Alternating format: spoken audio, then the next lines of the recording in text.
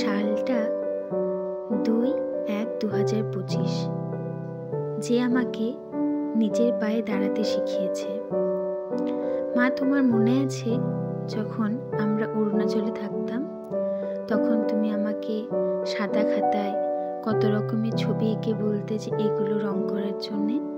তারপরে আস্তে আস্তে বড় হয়ে তুমি আমাকে ড্রয়িং ক্লাসে ভর্তি করাও, পরীক্ষা দিতে নিয়ে যাও, প্রত্যেকটা প্রোগ্রামে আমাকে সঙ্গে নিয়ে যাও। এই ভিডিওটা করার আগে আমি এক মুহূর্তের জন্যও প্রিপেয়ার ছিলাম না যে কি বলবো বা কি। আমি এই ভিডিওটা করতে করতে ভীষণ ইমোশনাল হয়ে গেছিলাম। আর এই যে ফিজটা দেখছো, এটা আমার প্রাপ্য নয়, এটা পুরোটাই প্রাপ্য তোমাদের সকলের, তোমার এবং বাবার, আমার স্বামী, শাশুড়ি, শ্বশুর এবং আমার ভাই, যাদের না হলে আজকে এটা সম্ভবই হতো না।